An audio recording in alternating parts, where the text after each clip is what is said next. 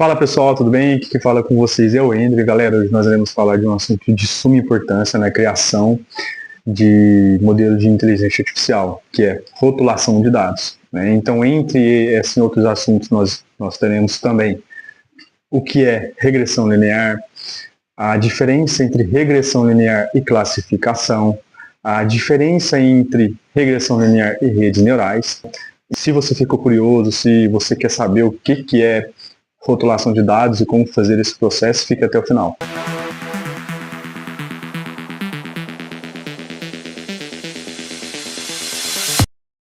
Bom, hoje eu vou então começar aqui o nosso vídeo de uma maneira diferente. Eu estou lendo um livro que é sobre a história do Steve Jobs. Assim, para mim, ele é uma das pessoas mais importantes que nós tivemos nessa caminhada sobre tecnologia e inovação. Tá? Então, esse aqui é o livro, ele é muito bom. Eu estou só assim no começo, mas se vocês têm interesse, eu vou deixar aqui embaixo, tá? Aqui escrito sobre ele. E aqui no capítulo 1 ele fala o seguinte: para mim, o computador é a ferramenta mais incrível que já criamos. É o equivalente a uma bicicleta para a nossa mente. Então eu deixo esse vídeo aí como início e vamos lá para a rotulação de dados.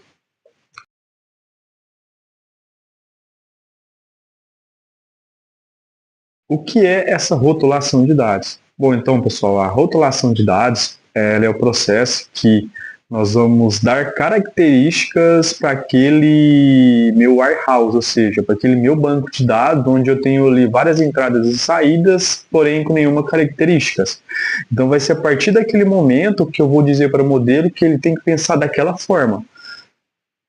Esse processo é muito utilizado por cientistas de dados para fazer modelos supervisionados.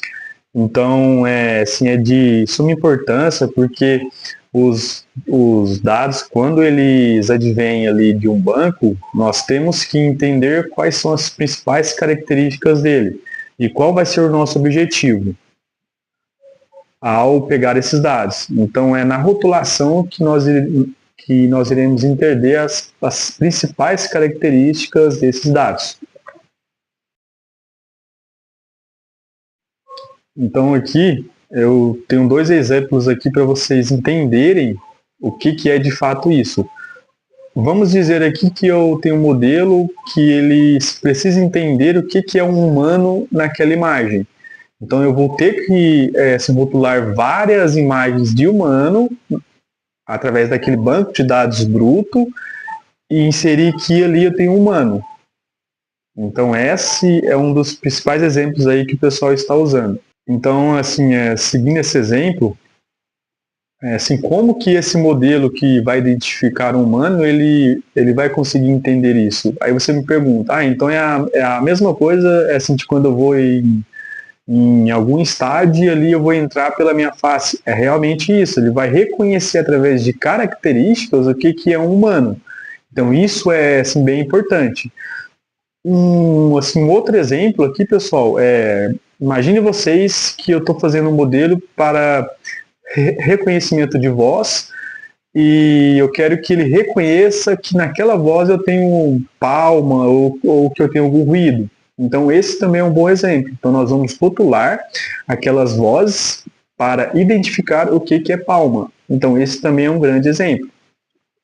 Então, como esse vídeo ele faz parte de uma jornada, nós começamos ali a nossa jornada no vídeo passado, que é sobre Data Centric AI, eu resolvi já que identificar qual vai ser o nosso modelo que iremos criar do zero. Então, esse modelo ele vai saber fazer previsões de valores de casa. Então, como que vai ser feito isso? Bom, nós iremos treinar ali, nós iremos criar ali um banco de dados, né, que pode ser valores sintéticos, ou eu posso ali identificar algum banco de dados que seja público, e eu vou rotular esses dados. Então, como nós estamos falando aqui de rotulação de dados, eu já resolvi escolher o nosso modelo.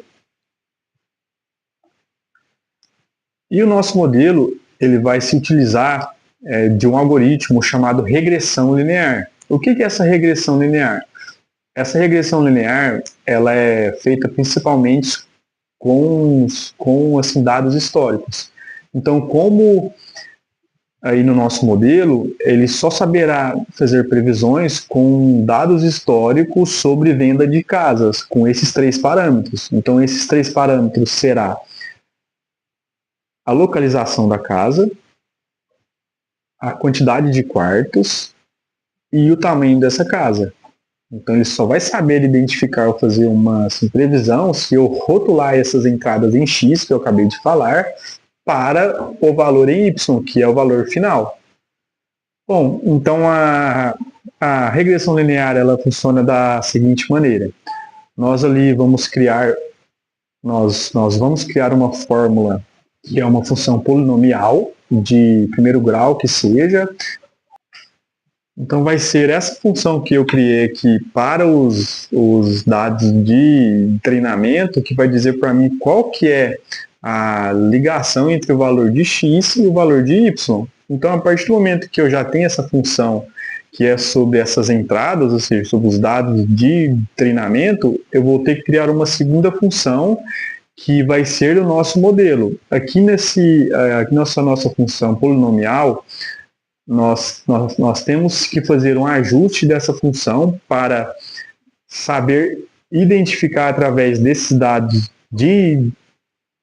de treinamento que eu tenho, ela vai saber identificar através desse ajuste que eu irei fazer para novas entradas. Então, por exemplo, vamos dizer aqui que eu fiz ali os cálculos iniciais e que eu iniciei o processo ali de identificação dessa fórmula que vai saber fazer para a minha previsão, que vai ser o meu modelo, e o erro médio entre essas duas funções, ou seja, essa função real e essa função que é o meu modelo, ali o erro médio foi de 10.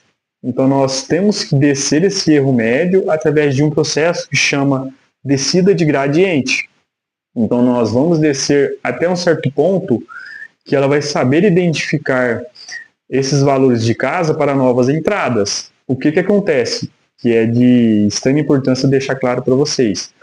Aqui nesse processo de ajuste, eu não posso ajustar muito a minha função do meu modelo nessa função real, porque se eu fizer isso, a partir do momento que eu inserir ali dados que não foram vistos nesses dados aqui de treinamento que é da função real, se eu ajustar muito, essa função ela não vai saber que eu não tenho esse gap, entende? Então eu tenho que deixar um gap entre as duas, que vai ser esse gap aqui que vai fazer com que o meu modelo ele generalize para novas entradas.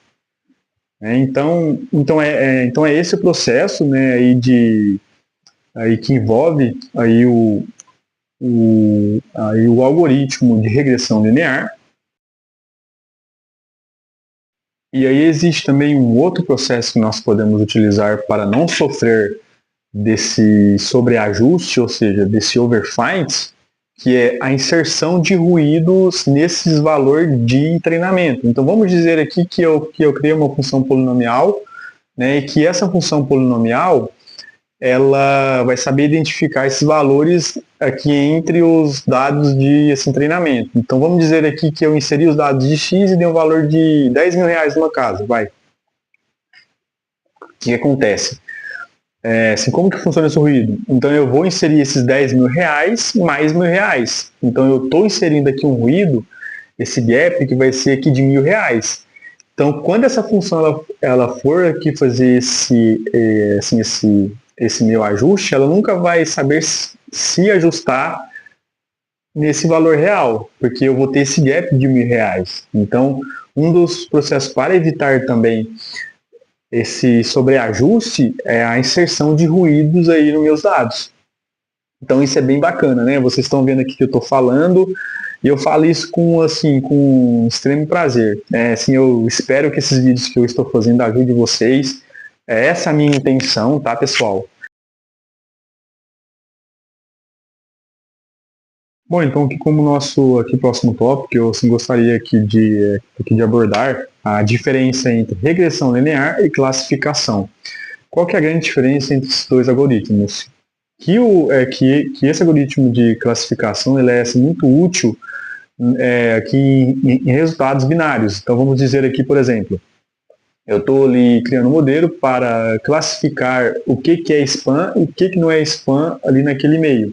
Então aqui vocês viram que eu tenho duas respostas apenas, que é sim ou não. Então esse é um modelo aqui binário, que é o modelo de classificação. A grande diferença para o modelo de regressão linear é que o modelo de regressão linear ele pode ter várias entradas para uma única saída. E ele se dá bem com dados históricos. Então essa é a grande diferença entre o algoritmo de classificação e o algoritmo de regressão linear.